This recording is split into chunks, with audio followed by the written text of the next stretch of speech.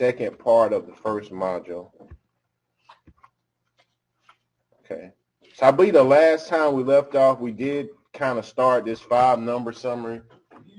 So the 5-number summary is basically a way to just summarize a data set. Now we're going to be dealing with two data displays. One is just a data set where you just have a list of numbers, and from that list of numbers you can find the mean, median, mode, that sort of thing.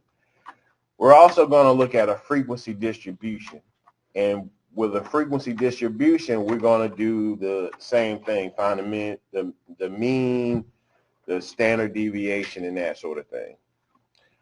A box and whisker plot is a physical representation. It's just a graph of this 5-number summary, right? It contains the minimum or the smallest value, the maximum or the largest value. We have Q1, which is the first quartile. We have the median, which is Q2. So in some cases they'll ask you to find the median, in other cases they'll ask you to find the second quartile or Q2, but those two terms are synonymous, right? They're exactly the same. And then there is the third quartile. I want to switch to the handout. And for the very first problem, problem number 1, this is a box plot. Now we won't create any box plots by hand or anything like that, but you should be able to read a box plot, right? So the box plot just has a 5-number summary, right? There's the median, the minimum value, the Q1, the median, Q3, and the max. So you can find these values. First of all, in the box plot, notice that there is a box, right? And then we have what are called whiskers. So sometimes you may see this as a box plot, and I believe on the slides it says a box and whisker plot. So these are the whiskers, and the whiskers are going to contain the minimum and the maximum value. So looking at this box plot, this first vertical line that you see, that is the minimum, right? So the minimum value here would be 16.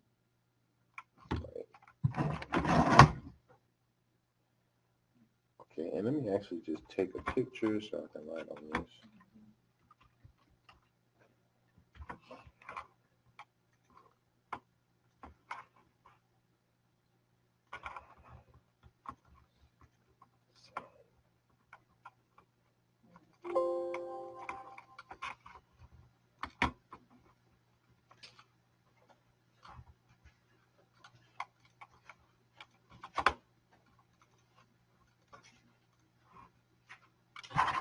All right, so this first value, that's going to represent the minimum.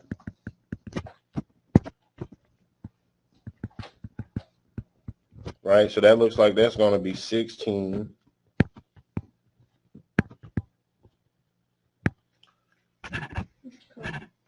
You said at the bottom where you see the data diagram, that's the whisker?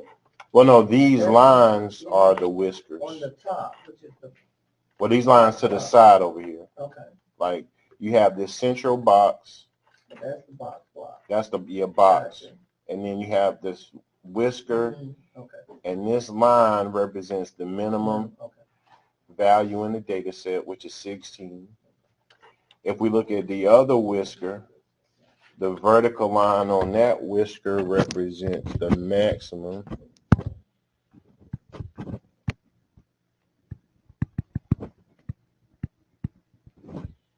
So that's going to be 34. Right, and then we have our quartiles. So as far as my box is concerned, this vertical line that starts my box, this is actually Q1. Right, so Q1 is going to be 17. We have the line, not necessarily in the center of the box, but the line that's in between the beginning and the ending of the box. This is Q2, or the median. So it appears that the median for this data set is 26. And then we have the third quartile, which would be that vertical line on the end of the box. Right, and that corresponds to 31. Right. So 16 is the minimum, 34 is the max. 17 is Q1, the median, or Q2 is 26, and then the third quartile is 31. So that's a box plot and how you actually decipher one. All right, so I'm going to go back to the slides. And we're going to take a look at some definitions, right? There is the mean, and the mean is found by adding all the values and dividing by the total number of values. Right? The mean is also referred to as the average, right? So they kind of use these words interchangeably.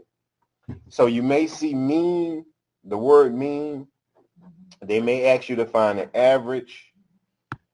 They may ask you to find the arithmetic average, and all of that's the same. So the mean, that's the same as the average, which is the same as the arithmetic average. All of that is one and the same. The mathematical for mean is X bar, right? And we kind of read that as X bar. So when we're looking at the calculator printout, when you see X bar, that represents the mean or the average.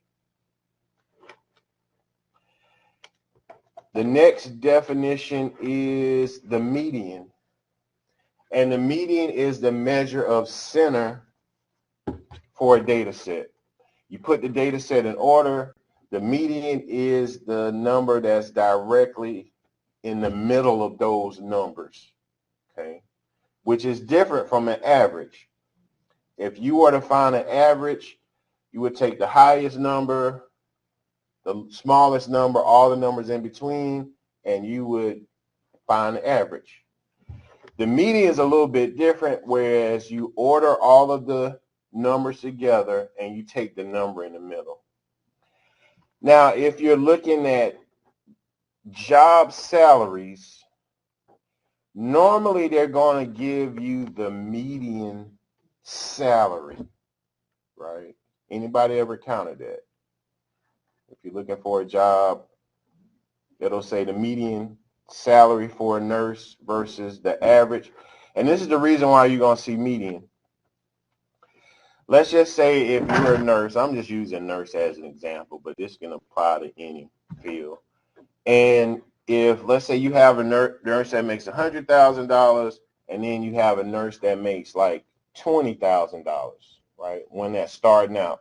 And then you got a nurse that's been there for a minute. If you were to just take those two numbers and average them, right? 100,000 plus 20,000 is 120. And if you like split that in half, you get 60,000. If you are a first year nurse, I doubt very seriously if you're going to make $60,000, right? Because the average takes into account the largest number and the smallest number. Whereas if you were to order the numbers, so let's just say we order salaries and you pick the number in the middle, the median is going to be less affected by the largest and the smallest salary. Okay. So that's one of the reasons why you're going to see median a lot versus the mean, especially if you have extremely large numbers and extremely small numbers. Next, we have the mode. And the mode is the value that occurs most frequent in a data set. It's possible to have no mode at all. It's possible to have one mode, it's possible to have two modes, or even three modes. It all depends on the data set. So you simply look at the number, and the number that occurs most frequent is the mode. Now, there are no symbols for like median or mode or range. There is a symbol for standard deviation and variance. We're going to talk about that in a second. So the next thing we can talk about is the range, and the range is just the largest value minus the smallest value. Okay, that would give us the range. The standard definition is a measure of variation of values about the mean. The standard deviation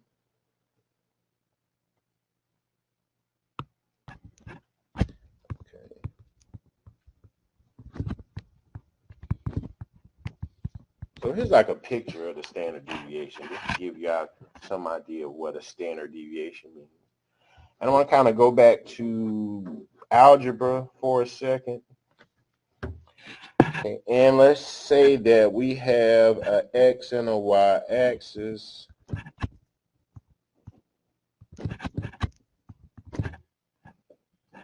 And we have like a scatter plot. Okay, so I have like some ordered pair data, and let's just say that, I don't know, these are the ordered pairs once we plot them. We're going to find something called a regression line, and just as a side note, in Blackboard, I did post a video. It's called linear regression. And there's a problem in section 1.8, and we're like in 1.4 now, but there's a problem in section 1.8 that's related to a scatter plot and finding a line of best fit through the scatter plot. And so I made a little video for that. Okay, I will go through that in class, but I also made a video. All right, so let's just say we have some x and y ordered pairs, and we try to find the line of best fit, right? And that's supposed to be a straight line. All right, so that's the line of best fit, which would be the mean, right, for this data set. A standard deviation would be, I'm going to pull this up, the distance between your point and that median, in the mean. So I would calculate this distance, that's a standard deviation for this particular point. All of these variations are going to be standard deviations, because that's how far your point actually strays from the mean or the central line of the data. There is a formula for the standard deviation.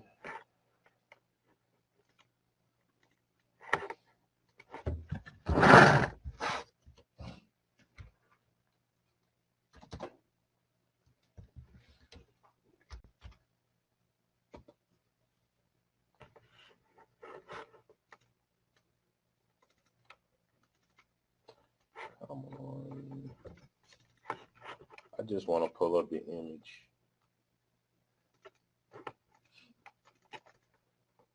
Okay, it's acting kind of crazy now. But the standard deviation, there is a formula or formulas, and for whatever reason, it doesn't want to pull up the images right now.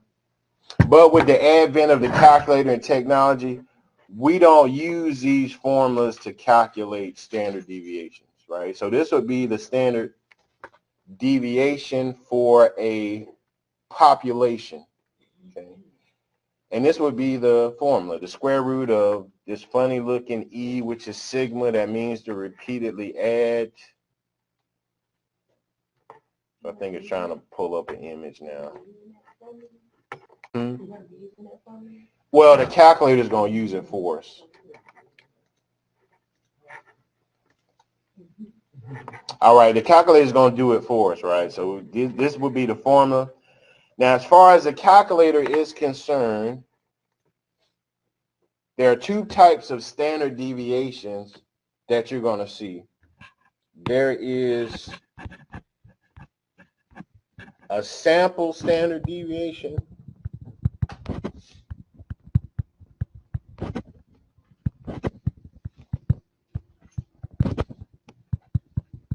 And its symbol is S sub x.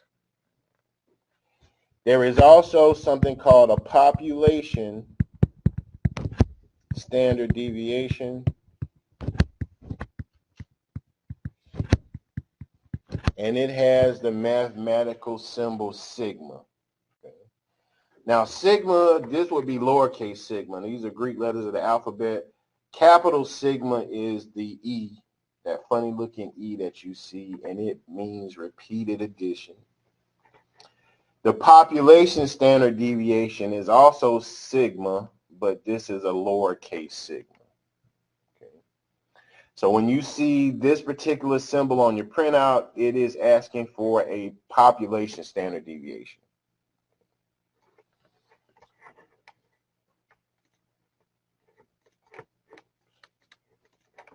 All right, and then we have the variance. The variance is equal to the square of the standard deviation. So here's what a variance is.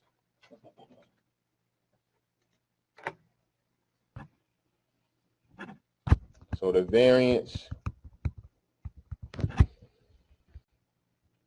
means you can take the standard deviation and square it if you're dealing with a sample standard deviation. Or it can equal to the population standard deviation squared. And we're going to see how we can actually access the variance. Is that an S or O? That's like a circle with like a line through the top.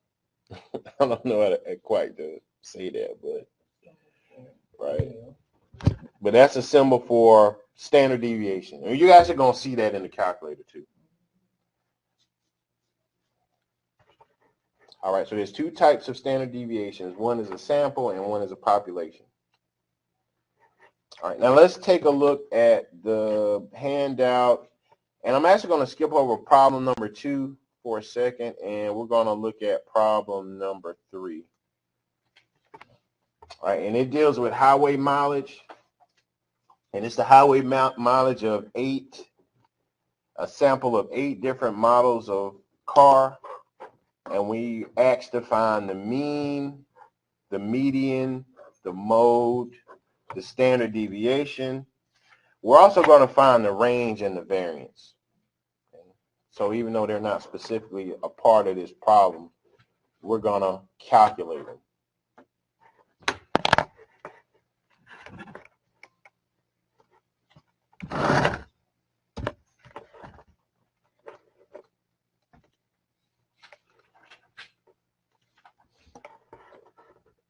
So let me just copy this over into OneNote.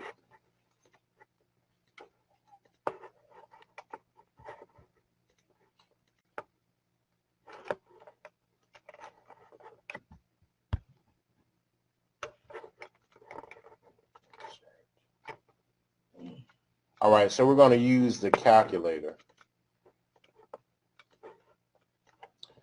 Okay, so let me just bring up my calculator.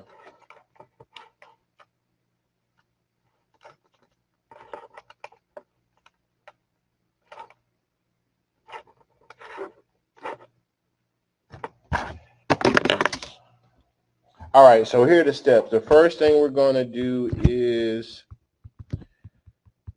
put the data into the calculator.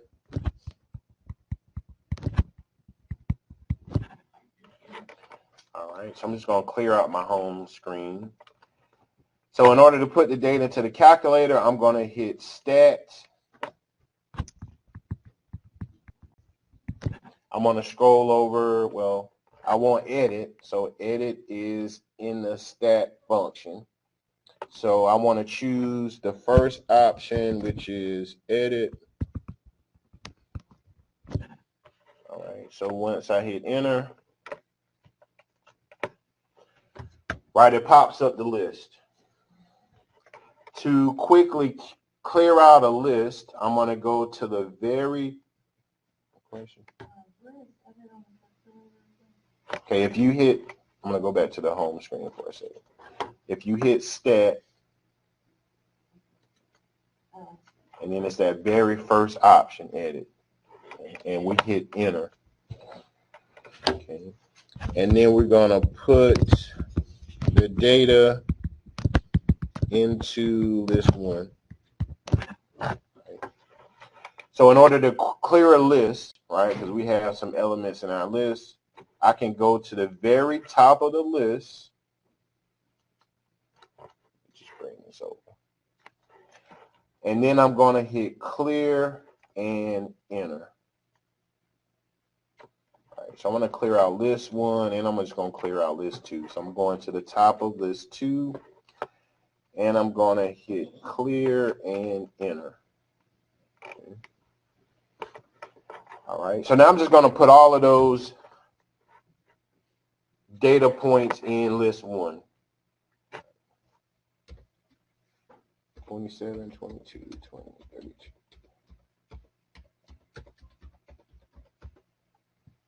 All right, so let me just check what I have.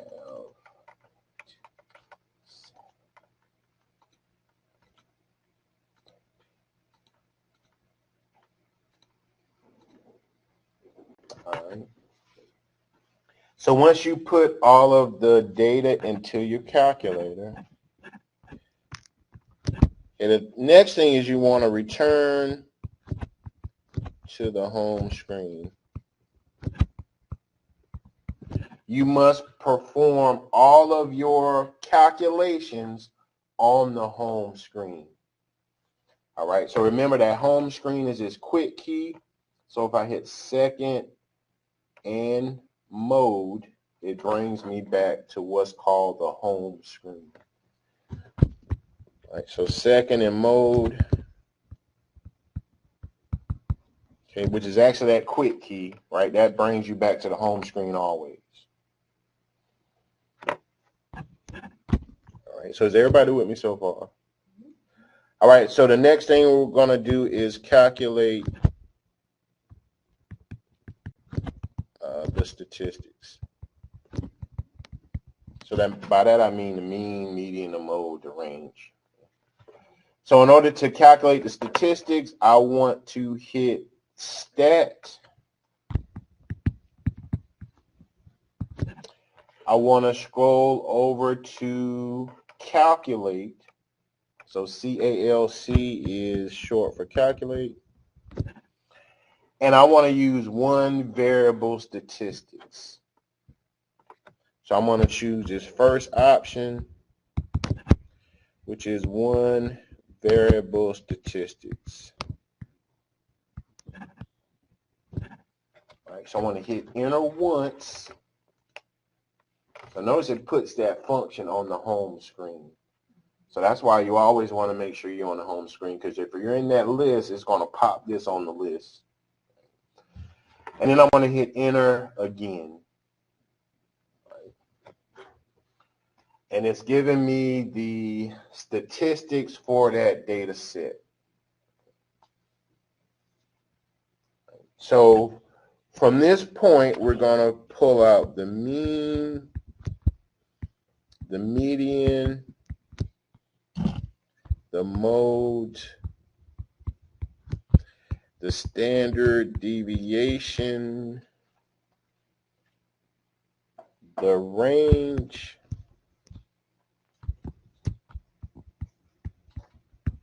and the variance. All right, so some of these things the calculator is going to give us, and then some of them we have to calculate them by hand. So first off, the mean. So the mean is going to be this X bar, right? That's the mathematical symbol for mean. So the mean for this data set is 27.9. Does it tell us to round? It says round to one decimal place. So I look to one place after the decimal, which is 8. All right, that's the place in which I want to round. and then I look one number to the right of the number in which I want to round. If that number is 5 or higher, I round it up. So I get 27.9 as the mean.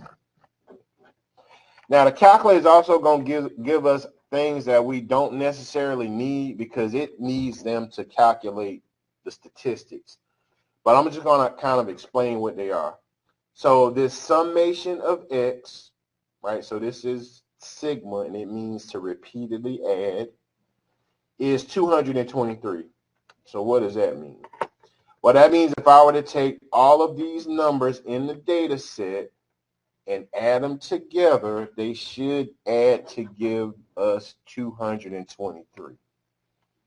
Right? So I don't really need that, but the calculator needs it to calculate the statistics.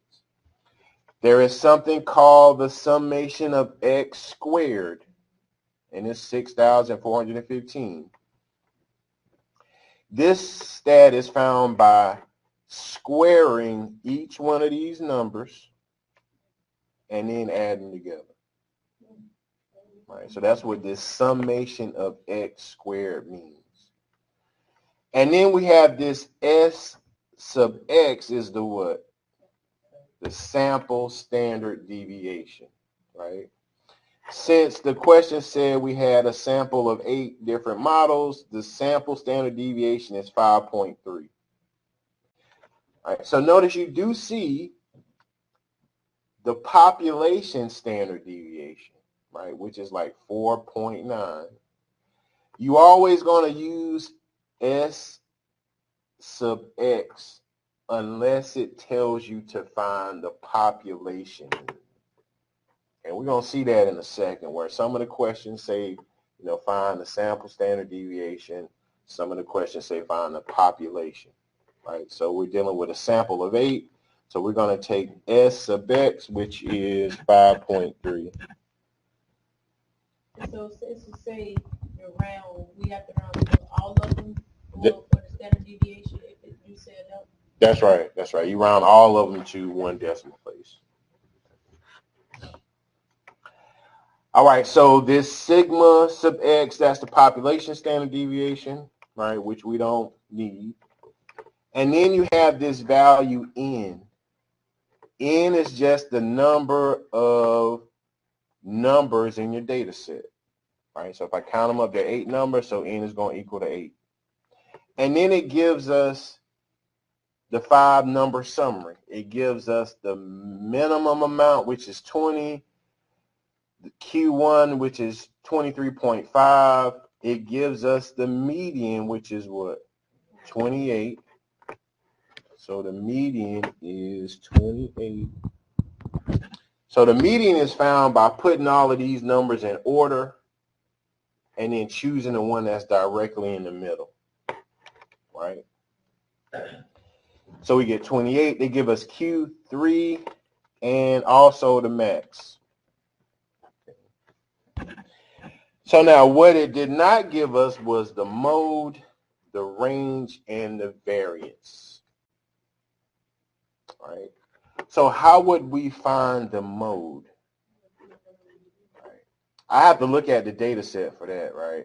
So I want to look at the number that appears most often, and it looks like it's what? 34.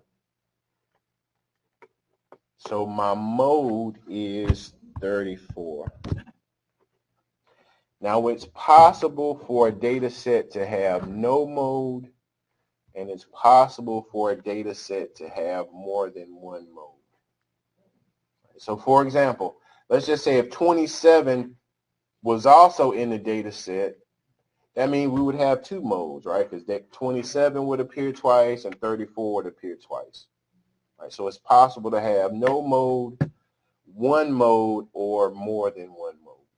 Okay? When you have more than one, you just put what those are. You put what those numbers are. Okay. All right, so that's the mode. The calculator also does not give us the range, but we can calculate it, right? The definition of, or the formula for the range is the maximum minus the minimum. So I can actually use the printout. So 34 minus 20 is what? 14. So that's the range.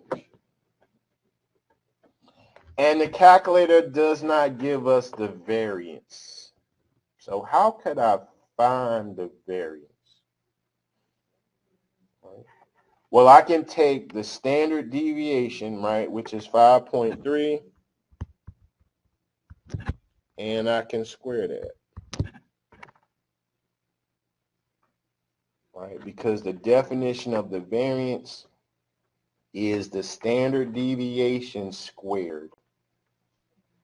So I'm going to take 5.3, and on the calculator, on mine it's like the 1, 2, 3, 4, the fifth line from the bottom, you see a square key. So if I hit 5.3 and square that, I get 28.09.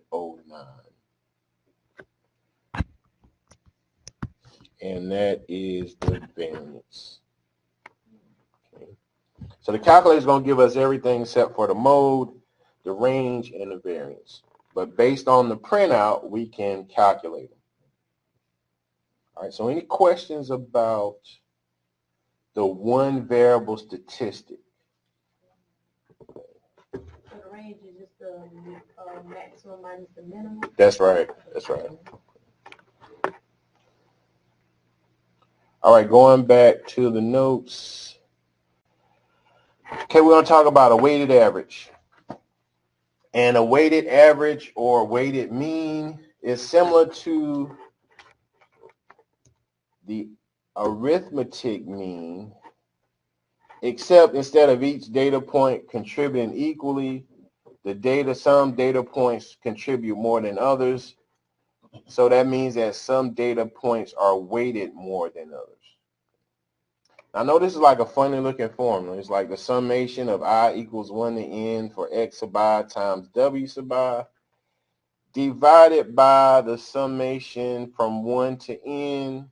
Right, so you're just taking all of the numbers and adding it together. All right, so we're going to see a couple of examples dealing with this. On the handout, that's actually problem number 2. But a weighted average is the same as calculating the GPA. So I would just feel horrible as a teacher if I did not tell you how to calculate a GPA. Because I don't think that's in any of our courses. I really don't think so.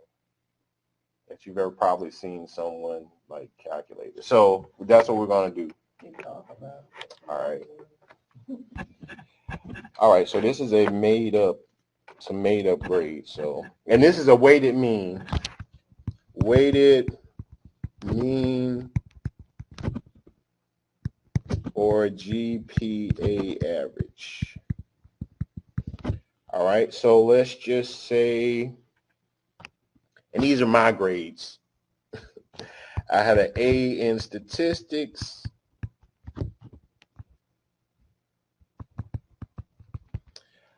a C in biology, a B in music. I should have got an A in that, but I wasn't listening. A C in English, and a B in college skills. So that's why it says in our grade book, weighted total. That's right. That's right.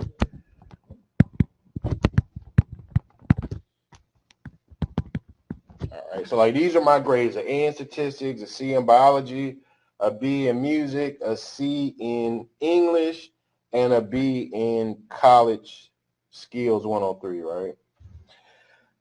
So we're going to have, in one column, we're going to put the grades. In the next column, we're going to put the credit hour.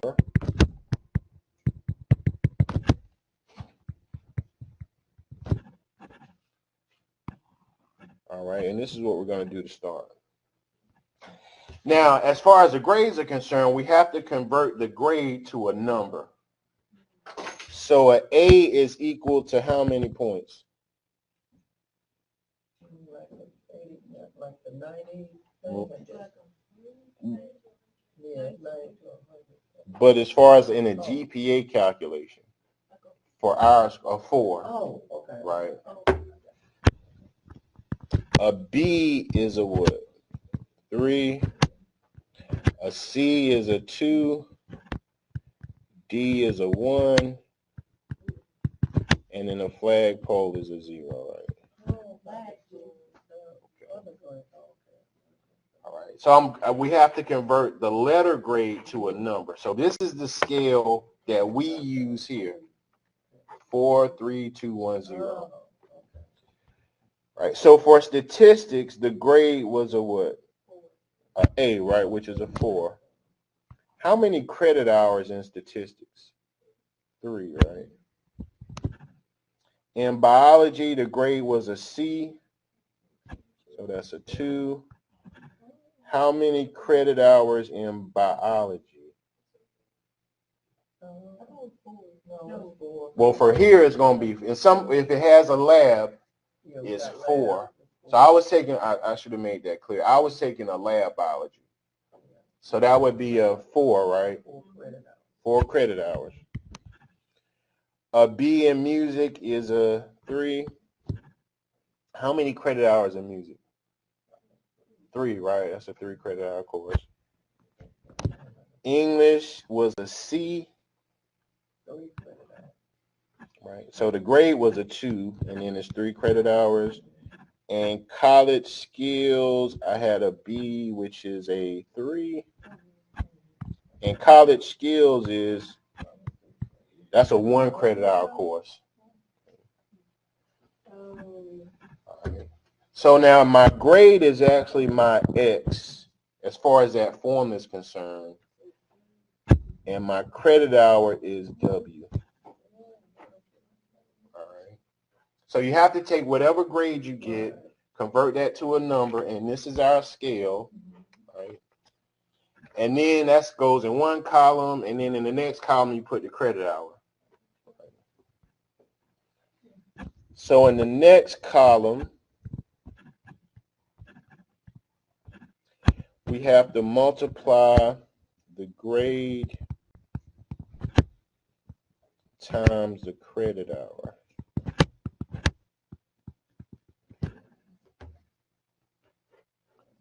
Now if I kind of go back to this weighted average formula, okay, X, as far as the GPA is concerned, those are our grades in a numerical value. W, which is the weight, that's the credit hour. So this formula says I have to multiply the grade times the credit hour for each combination, and then I have to add them together. All right, so now I'm going to multiply the grade times the credit hour. So 4 times 3 is 12. 2 times 4 is 8. 3 times 3, 9. 2 times 3, 6. And then 3 times 1 is 3, right? So that's my grade times my credit hour. This summation symbol says I have to add all of those together. So when you see this I is equal to 1 to n, since we only have, 5 grades, 1, 2, 3, 5, this would go from like 1 to 5. So I have to multiply each one across, and then I add them up. So I'm going to add up the column for the grades times the weight.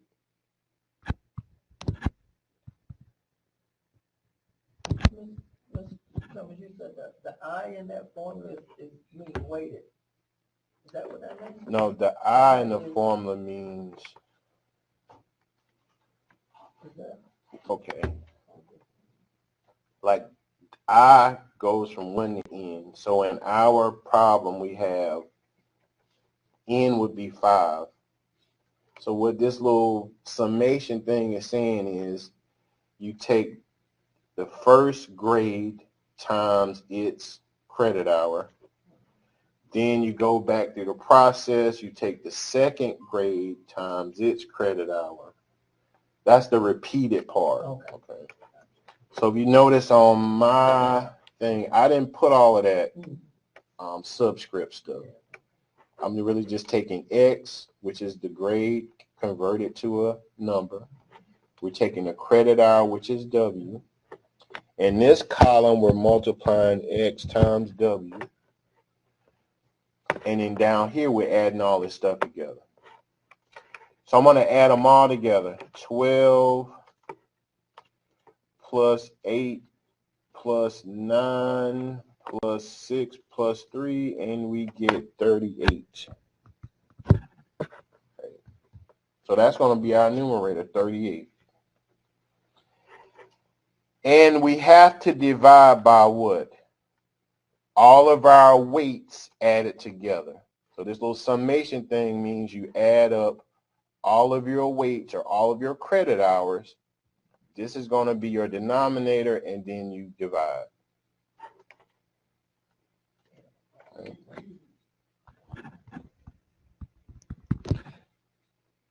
And why do I keep hitting airplane mode?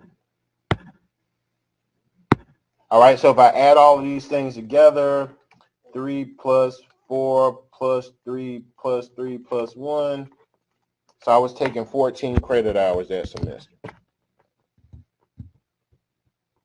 All right, so now in order to calculate the GPA,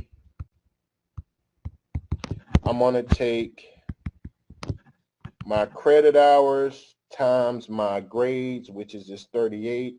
I'm going to divide by my credit hours.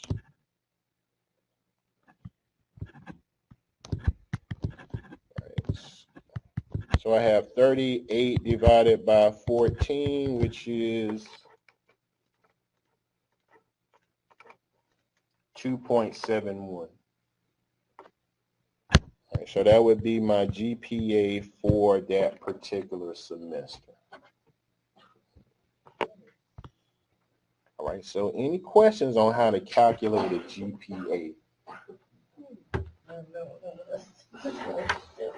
All right, now I'm going to just clear my throat a little bit, and I was putting in how to calculate a GPA.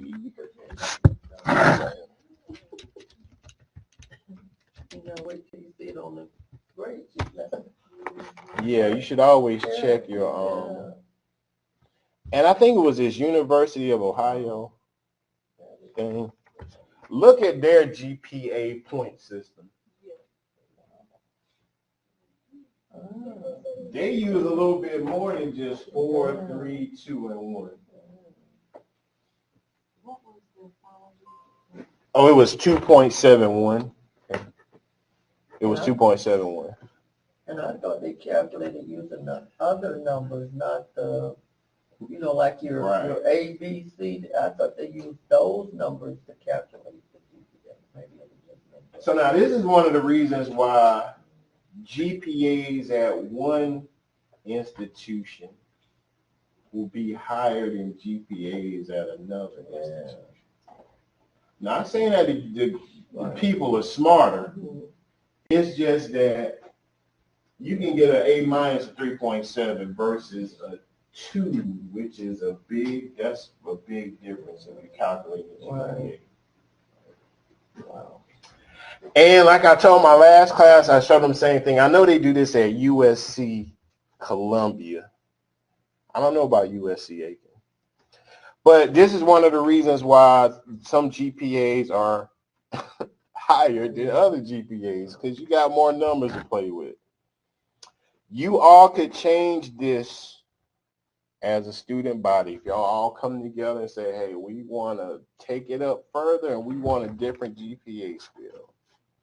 I can't do that, but you all can. I was going to ask who decides what scale they use. The school decides, but the student body can dispute the grade scale. And I guess this is my thing. I don't remember seeing in anything where it showed me. I mean, I know it says weighted. Yeah, I think it's in the handbook, like the actual 4, 3, 2, and 1 in the student handbook, I believe it's. Yeah, it tells you that it's what goes what the GPA is at that Right, number, right. but I guess I didn't realize it said it was using this formula This to scale. compute my GPA. Maybe And it's me. just another thing about GPA that I'm always ask is how can I Right. improve my GPA? Okay. The best way to improve your GPA is to take a class that you've already taken and get a better grade. It's not, okay, I want to take art because art is easy and I can get an A. Your grade is going to go up, your GPA is going to go up, but it will significantly go up if you take a grade, let's say you made a D in it, and if you go back into that same class and let's say you make a B, that's a greater difference than just taking an easy class to get an A. If that makes any sense. So you don't get lesser points for the GPA because you had to repeat it there. That's right, because when you repeat the course, the original grade that you has, it washes out. Okay. Versus bringing a new grade into the mix and kind of raising your credit hour. So with if it's 4, okay, so A is 4, will it be like 4 points towards your GPA, and how does that? Well, that's right. Once you retake a class, that old class no longer counts anymore. So that old class is not averaging in. So once you get a better grade, that better grade is going to average into that GPA average and raise it. The original. That's right. Versus just keeping what you have and taking another easy class again. I'm asked that all the time. My thing is just take a class that you've already taken and make a higher grade in it. That's the best way to raise your GPA. And I understand that reasoning too. But now, I'm in the nursing program, but I know they were telling me because these grades count against the test you have to take for one of those. But I guess it was, maybe I'm not understanding some of it right, but that's why I asked about the repeat, because if you're saying it replaces the original one, then if you take the second class and you make higher, you kind of get penalized in points for having to retake it. When I'm talking about. Oh, okay. Yeah, so they may not, even though if there's a second grade that's taking the place of my first one, then why am I being penalized because those are the grades I got down? Right, now that's something in the nursing department. That's just, but when you said that, I'm like, well, how is it replacing? And I'm just thinking across the board. Okay. If I take it, if I have to take a class the second time, and that second grade is higher, that's replacing what I have as the first. So why would I get penalized for taking the class again with lesser points or something? Right. Okay. Now, as far as that GPA, there isn't a problem in the class that deals with that, but I just thought I should show you that. Now, as far as the class is concerned, you're going to see a problem like number 2. And it's dealing with that weighted average, and I believe this is a test question problem. And it says in a particular month, a person has a balance of $3,240 on a credit card for 12 days. And then they make a purchase and carry a balance forward of $3,290 for 8 days. Then the person makes a payment and carries the balance forward of $2,070 for 11 days. What is their average daily balance? We're also going to use that weighted average calculation for this problem as well. We're going to treat the bank balance as X. We're going to treat the weights as the number of days. Then we're going to multiply the balance times the days, add that up, and then divide by the number of days. So let's take a look at example number 2. So let me just copy this over there.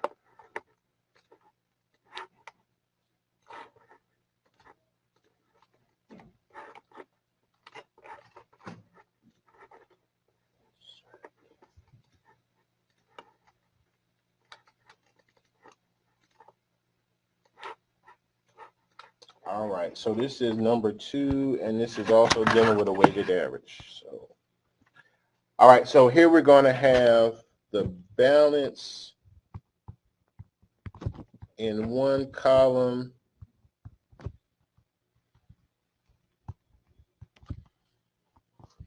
We're going to have the number of days in the next column. So this is X, this is W, and then we're going to multiply the balance times the days. So that's X times W. All right, and then we're going to proceed with the weighted average calculation. All right, so the first balance was $3,240, right? And that was in the bank or on the credit card for 12 days. The next balance carried forward was $3,290, and it was carried for 8 days. And then we had a balance of $2,070, and it was carried for 11 days. All right, so X is the balance, W is the weight. So now we're going to multiply the balance times the number of days. Someone's going to clear out this calculator. So 3,240 times 12 is 38,880. 3,290 times 8 is 26,320. And then 2,070 times 11 is 22,770. So we have the balance, which is X, the number of days, which is W. We multiply X times W, all right, to get our third column. So now we have to find the summation for X times W, and then we have to just add up all of the days. So if we add up all of the balance times days, right, 38 plus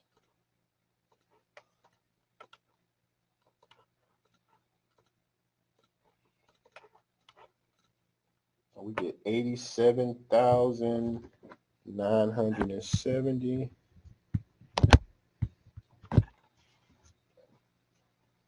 And then if we add up the number of days, we get 31. 31. All right, so the average is going to equal to the summation of X times W divided by the summation of W days. So that's 87,970 divided by 31.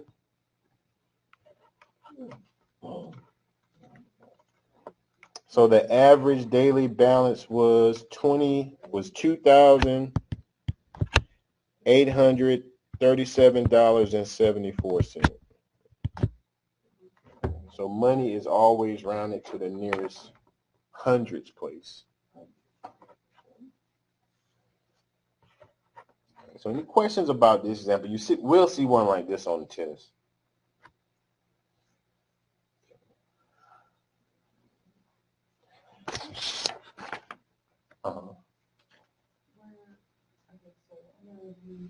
The balance times the days, is that in like a multiplication X between E and W? Down here? No. This X represents the balance. Right, yeah. Now, I'm glad you said that. So like when I represent multiplication, I'm either going to use that multiplication dot or like a set of parentheses. So this X that you see, that actually represents the balance.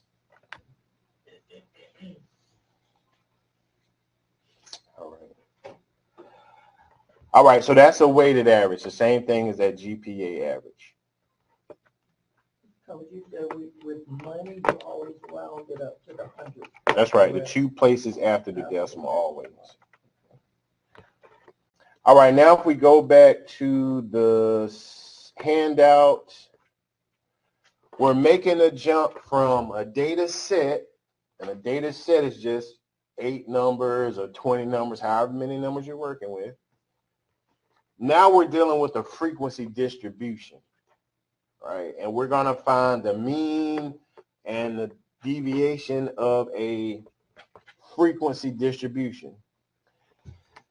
So now on the slide it says calculate the sample standard deviation of this data, answer using 2 decimal places. On the handout, I'm given the same data set, but it says find the population mean and the population standard deviation. So I want to just show the difference between the sample mean, sample standard deviation, population mean, and population deviation. All right, so how do we find the mean and the standard deviation of a frequency distribution? So the steps are going to be a little bit different because we're not dealing with just a data set, we're dealing with a distribution.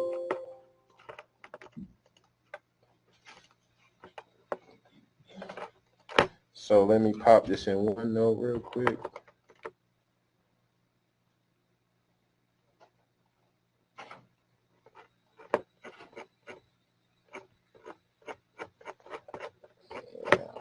Scroll down forever.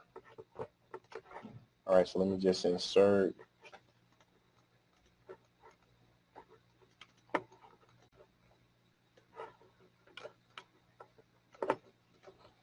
All right, so we got to reconstruct the frequency distribution just a little bit. Instead of using the data, I want to find the midpoint.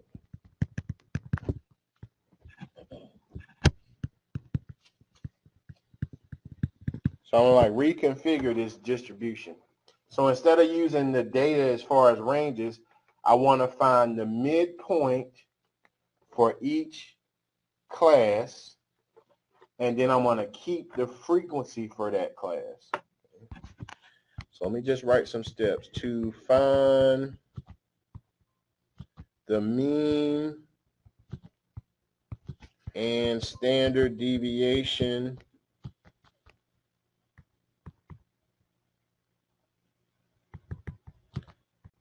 find the midpoint of each class. All right. So how do I find the midpoint for the first class? Remember there was a formula. I have to take the upper limit plus the lower limit and cut it in half. So to find the midpoint for the first class, I'm just going to add these 2 numbers and divide by 2. So 50 plus 57, I'm going to use a set of parentheses. I'm going to add 50 plus 57. I'm going to close off the numerator, and I'm going to divide by 2. So the midpoint for that first class is 53.5, and the frequency remains the same, 15. All of them remain the same? All the frequencies remain the same. So in order to find the midpoint for the second class, I'm going to add 58 plus 65, and I'm going to divide by 2. So the midpoint of the second class is 61.5, and its frequency is 19. Now I can keep like finding the midpoints, or there's something else that I could do. Does anybody remember? I could find the class width, which is 8, and I can just keep adding 8. So like if I started at 53.5, if I add 8, I get the next midpoint. I can add 8 again. I get 69.5. That's the midpoint for the third class. Okay, its frequency is 10. I can add the class width again. I get 77.5. Its frequency is 8. If I add 8 again, I believe I get 85.5. Its frequency is 7. And if I add 8 again, I get 93.5. Right, and its frequency remains at 4. Right, so I have to take it out of that frequency distribution class range, and I have to find a midpoint. Okay. After we find the midpoint, we have to put the midpoint in the calculator as L1. We put the frequency in the calculator as L2. All right, so remember, we're just dealing with a data set. We just put all of those numbers in the first list, right? And then we're able to calculate, you know, mean, median, that sort of thing. If you're dealing with a frequency distribution, we put the midpoint in list 1. We put the frequency in list 2. All right, so I'm going to enter into the list. So I'm going to hit stat. I'm going to use the first option, which is edit.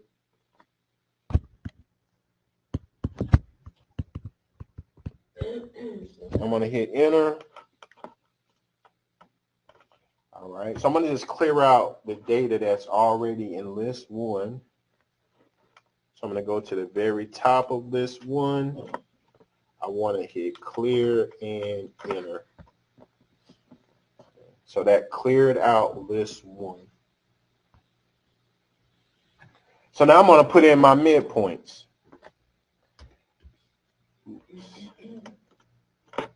53.5.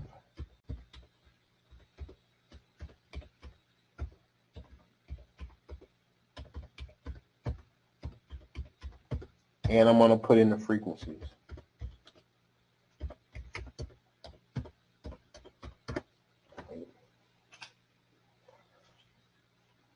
Okay, so just kind of going back, the first thing we did was find the midpoints. Now we're taking the midpoint and we put that into the calculator as list 1. We put the frequency in as list 2.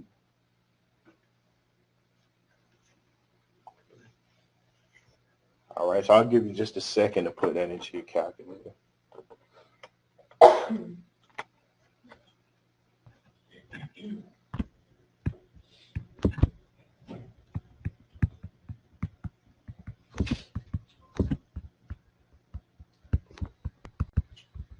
Okay, so that's like the only difference between a data set and a frequency distribution. So once we have everything in as list 1 and list 2, the next thing we can do is just calculate the statistics.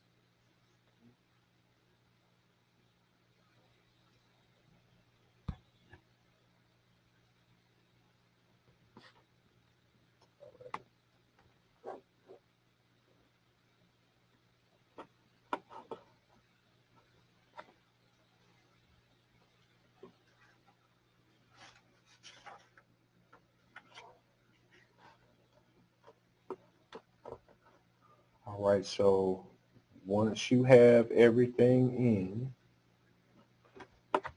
in order to calculate the statistics, you have to return to the home screen. So I want second and mode, which is the quit key. So remember that all functions, you want to place those on the home screen. Right? So I'm returning to the home screen, and now I'm going to go back in statistics.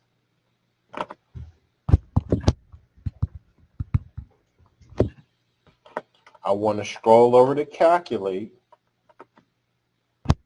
and we're going to use that same one variable statistics.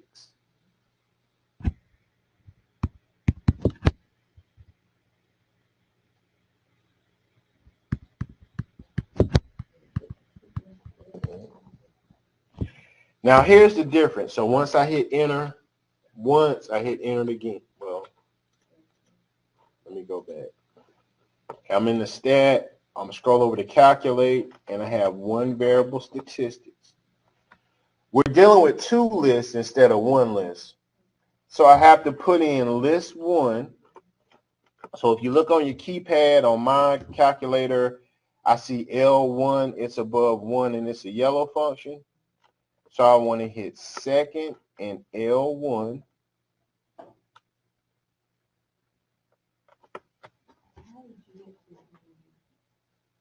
One variable statistic thing. Okay, we'll start. I'm going to go to the home screen. I'm going to hit second and mode, which is quit. And then I just hit clear to clear everything out. So you're on the home screen, right? And there's nothing on there. So now I want to hit stat. I want to scroll over to calculate. And that first option is one variable statistics. Okay? And now you want to hit enter once. Right? So now you see one variable statistic on the home screen. And since we're dealing with two lists, we have to tell the calculator we're dealing with two lists. So I think on your calculator, it may look different, right?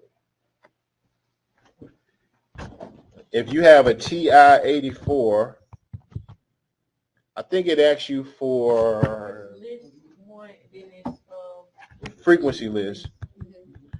For list, you put L1. For frequency list, you put L2.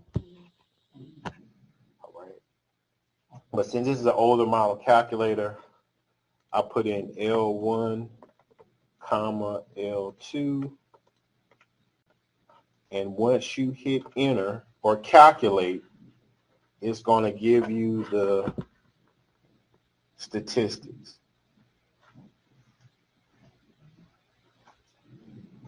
Yeah, I forgot the TI-84 was